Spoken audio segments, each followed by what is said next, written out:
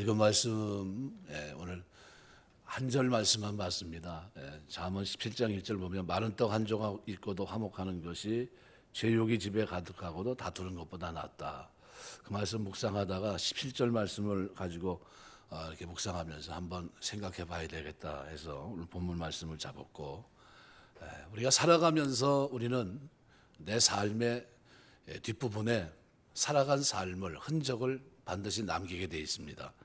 보물섬의 저자 로버트 우리스 스티븐슨이라는 사람은 어렸을 때 자기의 일을 늘 기억하고 살아갔습니다. 그 기억이란 것이 뭐냐면 자기 집 창밖에 가로등지기 할아버지가 지나가면서 어둠이 내릴 무렵 되면 스코틀랜드 에딘버러 거리 가로등, 거기에 이제 전에는 이게 기름이 있기 때문에 거기다 불을 붙이는 일을 합니다.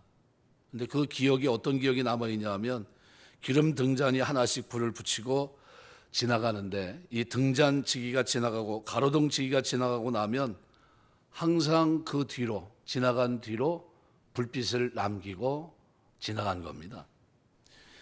우리가 지나간 삶을 여러분 돌아보시면서 내가 걷는 걸음 속에서 나는 어떤 빛을 남기고 있는가, 아니면은 사람들에게 소망과 희망을 밝혀주는, 위로를 주는 그런 어떤 빛을 비추고 살아가야 되는데, 그러지 못하고 내가 가고 지나간 자리마다 불빛이 꺼져 있고 내가 간 그 자리마다 악취가 난다면 잘못 살아간 겁니다. 이것은 그리스도인의 삶이라고 우리가 할 수 없습니다. 오늘 읽은 말씀은 어떻게 보면 제가 뒷부분 하반절을 굉장히 좋아합니다. 형제는 위급한 때를 위해 낳느니라. 형제는 위급한 때를 위해 낳고, 그래서 위급한 때 형제는 반드시 필요합니다. 제가 5남매인데 저희 막내가 제가 개척을 한다고 그러니까 이제 그때 동아건설 다녔는데 그 친구가 결혼을 해서 아주 어려운 중에 있었는데 500만 원을 들고 왔더라고요.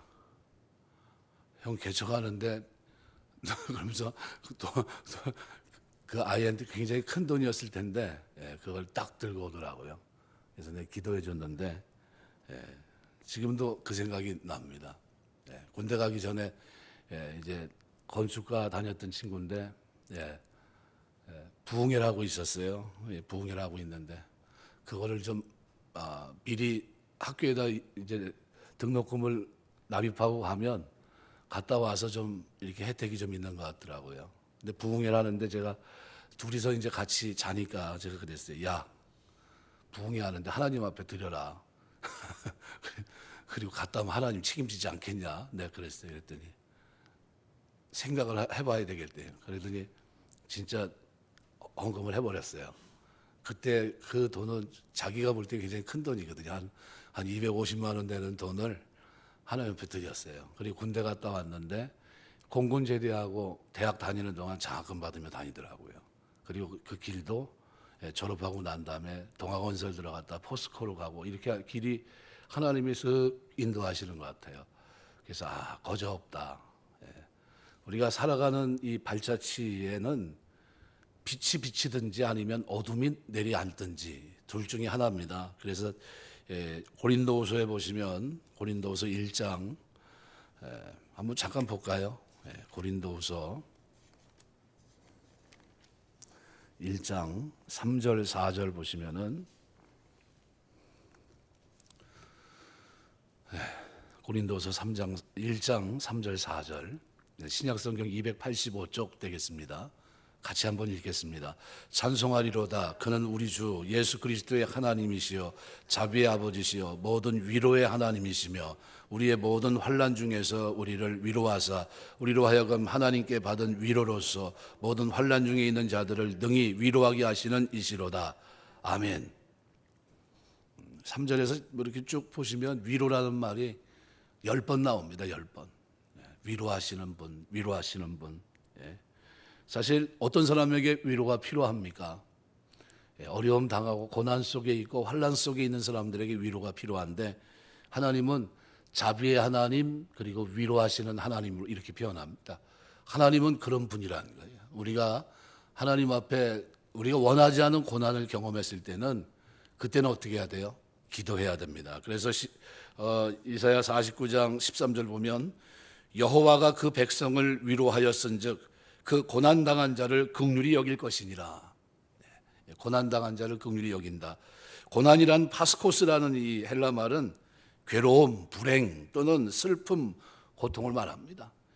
이 고난을 이 땅에서 가장 많이 받았다고 스스로 생각하는 사람이 사도 바울이에요. 사도 바울은 이 많은 환난과 고난을 경험하면서 그에게 뭐도 넘쳤습니까? 위로도 넘쳤어요.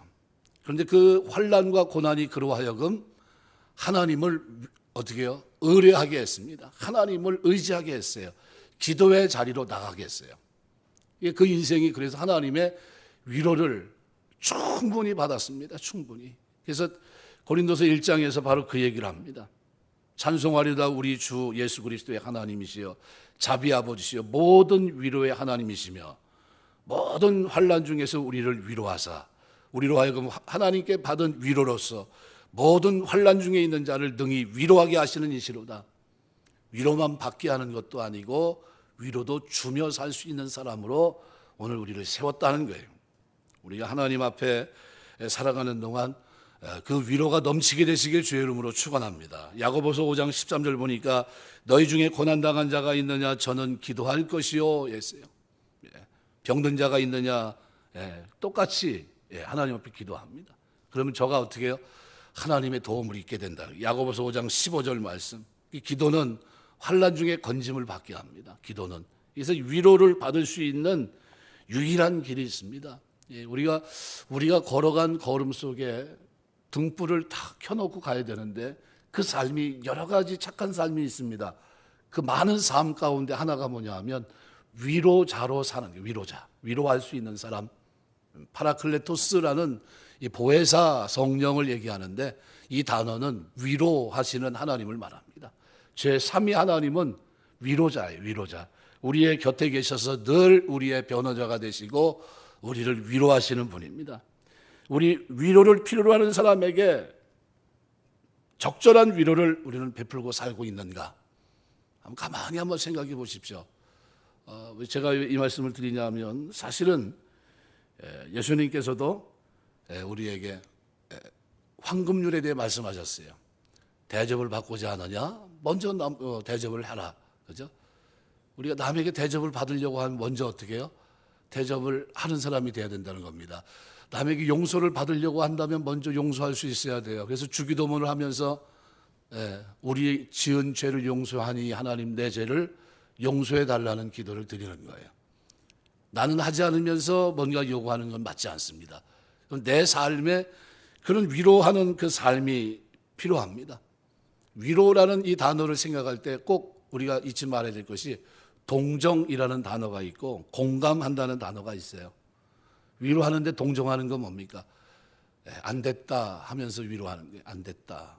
이건 좀 큰 위로가 별로 되지 못합니다. 동정하는 겁니다. 동정. 불쌍하다 하면서 위로하는 게. 가난한 사람들, 먹을 것이 떼거리가 없어서 힘든 사람들, 이런 사람들을 보면서 동정하는 경우입니다. 그럴 때도 우리가 여러분 위로할 수 있는 여러분 되시기 주의 이름으로 축원합니다. 또 공감하는 게 공감.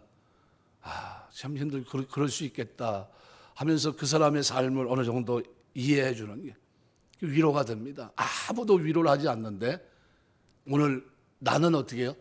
그 사람을 이해해 주는 거예요. 공감하는 게 네가 그럴 수 있었겠다. 그죠? 고개를 끄덕끄덕 할 수 있어요. 욥기서의 욥이 그의 세 친구들과 아주 큰 격돌을 합니다. 논쟁이 벌어져요. 왜 그랬습니까? 그 친구들이 딱 와서 하는 말이 뭐예요? 인간보다 너 심은 게 우리가 모르는 죄가 있지. 그러니까 네가 이렇게 됐지. 이렇게 얘기하는 겁니다. 사실은 위로를 받고 싶었는데, 그죠? 가족이 망했어요. 완전히. 가지고 있는 재산 다 날아갔습니다. 자식들 다 죽었어요. 그런데 자기 아내는 자기에게 위로가 되지를 못해요. 뭐라고 얘기합니까? 네가 섬기는 하나님을 욕하고 죽어라. 이렇게 얘기합니다. 그 친구들은 왔는데 뭐라고 얘기합니까? 너 우리에게 솔직히 얘기해라. 너 우리가 모르는 죄가 있지. 그러면서 어떻게 해요? 계속 인과응보에 대해서 얘기합니다. 나는 아니다. 나는 결백하다. 나는 죄를 짓지 않았다. 이건 내가 이해하지 못하는 환경이다. 그러면서 하나님 앞에 엎드려 있어요. 그리고 입술로 범죄치 않습니다. 그리고 나의 가는 길을 오직 그가 아시나니 그가 나를 달려다는 후에는 내가 정금같이 나갈 것이다. 그런 고백을 드려요. 아무도 그를 위로하지 못합니다. 그런데 단 한 사람만 그를 위로해 주십니다. 누굽니까? 아시는 하나님, 자신을 아시는 그 하나님, 자신을 믿음의 길에서 벗어나지 않고 절대로 하나님 앞에 죄를 짓지 않을 거라고 확신하는 그 하나님은 이 욥을 위로합니다. 그래서 나중에 마지막 장에 가서 어떻게 해요? 욥을 위로하는 장면이 나옵니다. 그 위로는 어떤 위로입니까? 처음 기쁨보다, 가지고 있는 처음 재산보다도 더 많은 재산, 더 많은 기쁨, 더 많은 즐거움을 가지고 살 수 있는 길로 하나님이 그에게 베풀어 주십니다. 하나님의 위로는 절대적이에요. 위로는 그래서 필요로 하는 사람에게 적절한 위로를 베풀고 살아가야 돼요. 우리가 그리스도인이라고 하면 내 삶에 있어야 될 것 가운데 한 가지가 뭐냐면 위로자로 사는 거예요. 우는 자와 더불어 함께 우는 거예요. 기뻐하는 자와 더불어 함께 기뻐하는 겁니다. 우리가 누가 잘 되면 축하해 주시기 바랍니다. 배 아파서 막 누구 자식은 이렇게 했는데 제가 어렸을 때 제일 듣기 싫은 게 뭐냐 하면 비교하는 게 비교. 저희 어머니 야 누구네 집은 누가 어떻고 하고 누구 자식은 그런데 너는 왜 그러냐 이 말이 제일 듣기 싫어요. 비교하면 안 돼요. 그 가정교육이 별로 좋지가 않더라고요. 비교하지 마세요. 비교하지 마시고 위로해야 돼요. 그리고 뭐 열심히 하고 나면 뭐라고 얘기합니까? 수고했다. 수고했다. 최선을 다했는데 뭐 하나님이 선한 길로 인도하시겠지. 그 말 자체가 어떻게 해요? 큰 위로가 됩니다. 그런데 결과도 나오기도 전에 얼굴 한번 이렇게 보고 시험 잘 봤어 못 봤어? 그래 놓고서 그냥 다짜고짜 뭐예요? 그러니까 내가 평소에 공부하라고 그랬지. 그러면서 막 종주복 떼듯이 막 이렇게 끌고 가는 거는 잘못된 거예요. 전혀 도움이 안 됩니다. 포기해요. 잘못하면 어떻게 해요? 아파트에서 뛰는 수가 있어요. 절대 그러지 마세요. 절대 그러면 안 돼요. 위로하셔야 돼요. 수고했다. 참 잘했다. 최선이지. 그러면 됐어. 그렇게 해야 돼요. 그래야 자꾸 이렇게 위로해 줘야 되는데 그거를 누가 못하냐고 우리 그리스도인들이 잘 안 하려고 그래요. 큰일 나는 줄 압니다. 위로해 주면.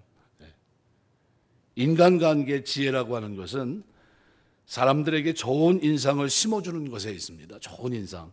그런데 좋은 인상을 한번 심어줬다고 한다면 계속해서 지속적으로 더 좋은 인상을 남길 수 있도록 노력해야 돼요.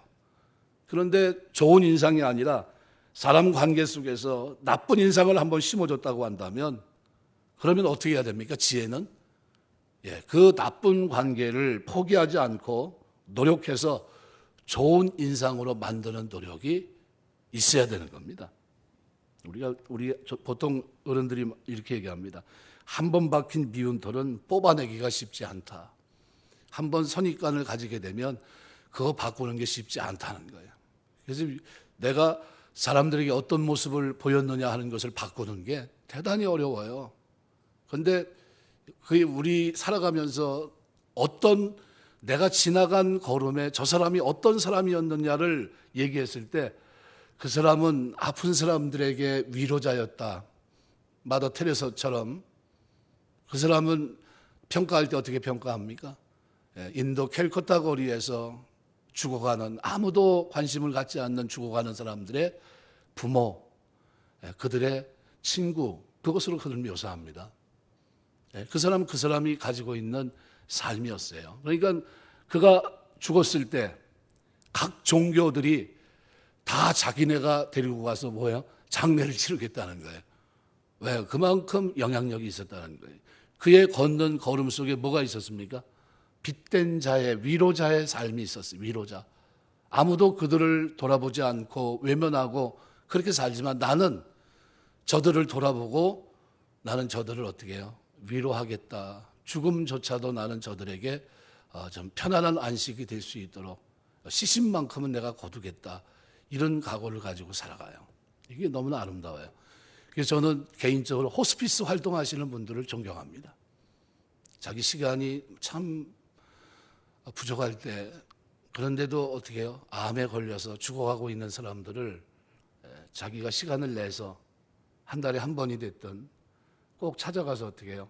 하루 종살이 하는 겁니다. 종살이. 뭐 필요한 물 떠다 주고 수발 드는 겁니다. 수발. 예. 근데 그게 너무나 아름다운 것 같아요. 위로자로 사는 위로.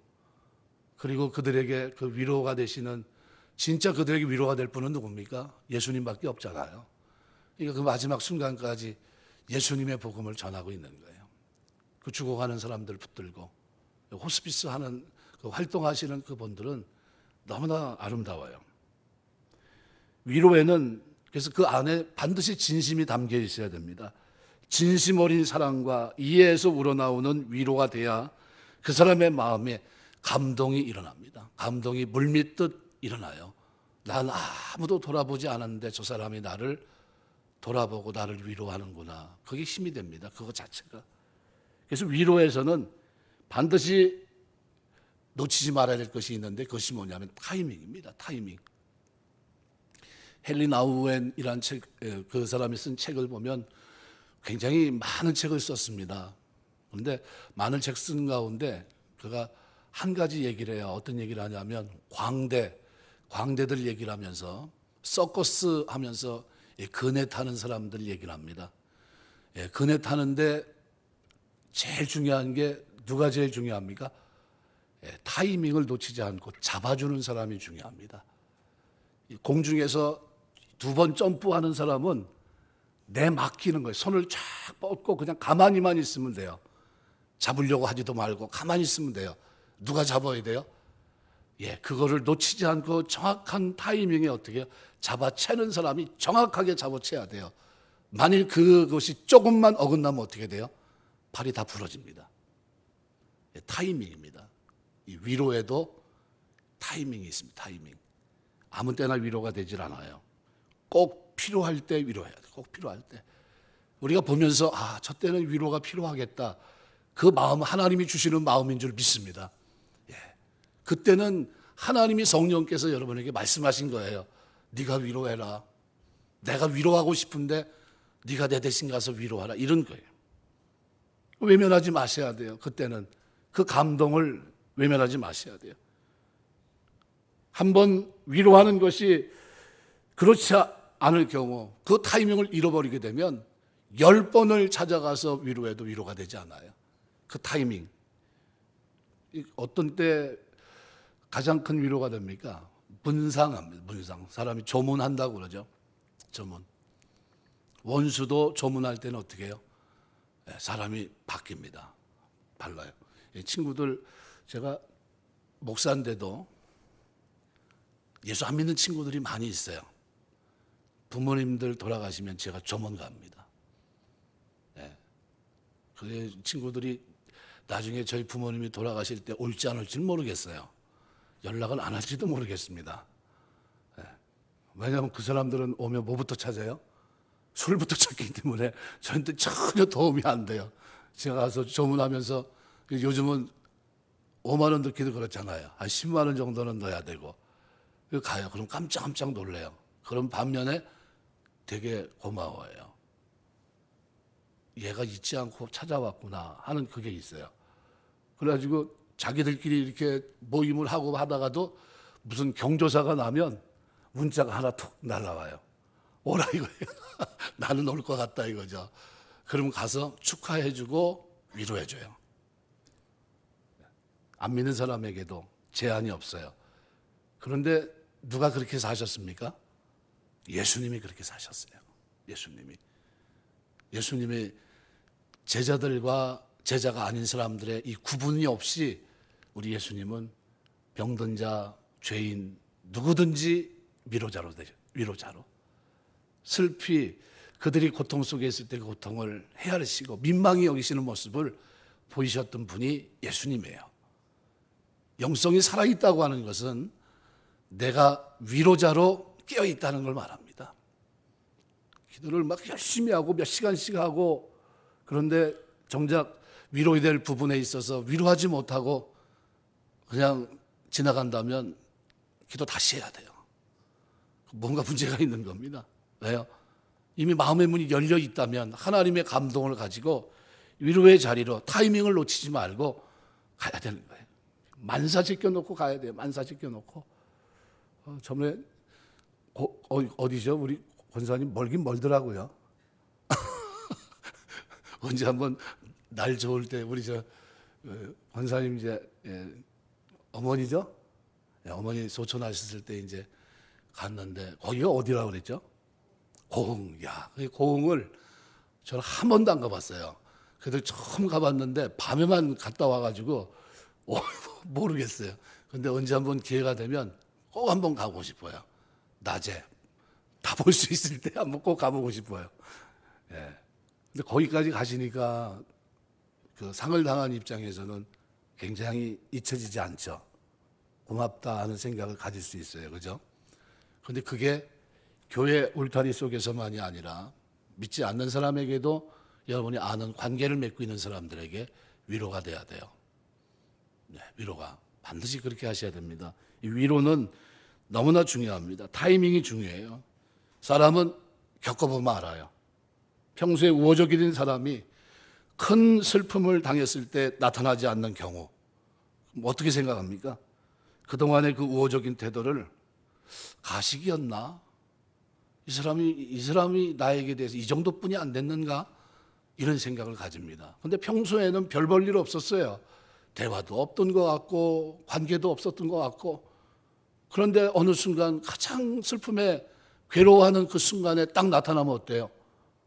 다시 생각합니다. 저 사람이 사람을 대하는 게 진심으로 대하는 사람이구나. 달라집니다.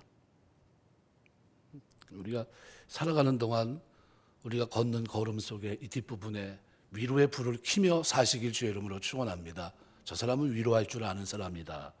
예, 속담에 곡간에서 인심 난다는 말이 있습니다. 예, 그죠? 우리가 살아가면서 먹는 것도 그렇고 같이 뭘 하더라도 좀 이렇게 좀 배려를 하고, 예, 그러면서 우리가 위로적으로 우리가 살아야 되지 않느냐. 오늘 본문은 친구는 사랑이 끊어지지 아니하고 형제는 위급한 때를 위해 낳느니라. 본문 말씀대로 말하면 사랑을 필요로 하는 사람에게는 끝없는 사랑을 베푸는 친구가 되고, 위기에 봉착한 사람에게는 위로와 도움이 되는 형제가 되어 주어야 된다. 이런 뜻입니다. 여러분, 우리 내 삶을 거기다 한번 가만히 대보세요. 내 삶이 정답에 가까웠는지 아니면 내 삶은 지금 오답인지. 전에 한번 채점하라고 해서 채점표를 갖다 딱 대보니까 번호는 간단하더라고요. 번호는 볼 것도 없어요. 예, 1번, 2번, 3번, 4번으로 되어 있는 거는 여지 없습니다. 예, 틀리는 거예요. 맞아야 동그라미가 쳐집니다. 그죠? 갖다 이렇게 채점표를 이렇게 만들었더라고요. 만들어서 이렇게 종이로 돼가지고 이렇게 갖다 딱 대면, 예, 거기 맞으면 거기만 동그라미 된 것만, 예, 맞아요. 탈무드에 이런 라피에게 찾아와서 어떤 분이 이렇게 질문합니다. 내가 한 발로 서 있는 동안 나에게 율법의 모든 것을 가르쳐 주십시오. 이렇게 질문했어요. 이 아주 유명한 라피가 그 말을 듣고서 이렇게 대답합니다. 당신이 싫어하는 것은 당신의 이웃에게도 하지 마십시오. 이것이 율법의 전체이고 다른 것은 율법의 해석에 불과합니다. 그러니까 당신이 싫은 것은 다른 사람에게 하지 말라는 거예요. 내가 원하는 것은 저 사람도 원할 거라는 거예요. 그게 뭘까요? 위로예요, 위로. 위로는 그런 거예요. 나는 위로받고 싶은데 나는 위로하지 않아요. 그럼 이런 삶을 뭐라고 해요? 이율배반적인 삶이라고 합니다. 앞뒤가 맞지 않는 삶이에요. 예수님의 황금률에 맞지 않는 삶입니다. 하나님의 자녀로서 맞지 않는 삶이에요. 예수님이 주신 황금률은 누가복음 6장 31절 보면 남에게 대접을 받고자 하는 대로 너희도 남을 대접하라. 대접을 받고 싶으면 먼저 어떻게 해요? 지갑을 열고 대접하고 그 사람이 잘 먹었다고 인사를 받아야 돼요. 그러면 어디 가서 대접을 받을 수 있다는 겁니다. 마찬가지입니다. 슬프고 어려운 일을 당했을 때 혼자 있고 싶습니까? 아니면 여러 사람이 같이 있고 싶습니까? 위로자가 옆에 있어서 같이 하는 사람이 있었으면 좋겠습니까? 우리 친구들 보니까 그렇게 바쁜 회사 생활하는 중에도 어떤 친구는 3일장 하는데 3일 내내 있더라고요. 물어봤어요. 왜 3일장 하는데 같이 있냐 물어봤어요. 그랬더니 하는 말이 내가 같이 있어서 위로해 줘야 되지 않느냐. 쟤한테는 내가 위로자인데 내가 이 가장 아픈 이 순간에 내가 바쁘다고 회사 가면 되겠냐. 회사 일단 휴가 내고 내가 이 장례 치르는 동안 함께 하기로 했다. 근데 얼굴을 다시 봤어요. 이놈이 이게 사람 된 놈이네 이게. 그래서 내가 속으로 뭐라 그랬냐면 예수 믿는 놈보다 낫다. 예수 믿는 놈보다 낫다 그랬어요. 참 멋있다 그랬어요. 멋있다. 사람들이 여러분을 평가할 때 그런 위로자로 우리가 세워져 있어야 됩니다. 먼저 어떻게 해요? 내가 품을 내줘야 돼요. 그렇게 살고 그리고 인간관계에서는 사람의 도리를 저버리지 말아야 됩니다. 누군가에게 진한 위로, 소중한 희망이 되어준 적이 있는가? 가만히 한번 더듬어 보세요. 나는 저 사람이 아프다고 했을 때, 괴롭다고 했을 때, 참 힘들다고 했을 때 나는 뭐 하고 있었나? 생각해 보셔야 돼요. 형제는 위급한 때를 위해 낳느니라. 우리는 이 세상을 살아가면서 믿는 사람들은 물론이고 믿지 않는 사람들까지 우리가 혈육처럼 생각하면서 사랑해야 될 책임이 있습니다. 이것이 성경이 말하고 있는 선교의 원리입니다. 예수님은 믿을 사람과 믿지 않을 사람을 갈라서 대우하지 않으셨습니다.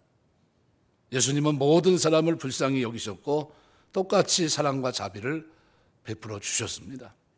이것이 예수님의 삶의 모본입니다. 누군가를 위로하는 것, 특히 관계가 좋지 않은 사람들을 일부러 찾아가 위로하는 것은 아주 결단이 필요한 대단히 쉽지 않은 일입니다. 내 안에 많은 자존심 같은 것들을 내려놔야 되고 많은 이유도 있어야 됩니다.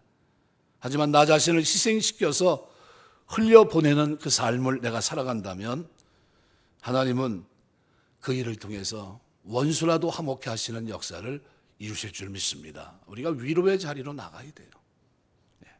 그래서 빌리 그레함이란 유명한 복음 전도자는 이렇게 얘기했습니다. 하나님은 단지 우리를 위로하기 위해서 위로하시는 것이 아니라 우리로 하여금 위로자가 되게 하시기 위해서 우리를 위로하신다. 이렇게 유명한 말을 했어요. 하나님을 아는 사람이기 때문에 이 얘기를 한 것 같아요. 하나님이 우리를 위로하셨는데 우리가 이 땅에서 위로자로 살라고 위로하셨다는 거예요. 그럼 내 삶을 한번 돌아보면서 나는 위로자인가?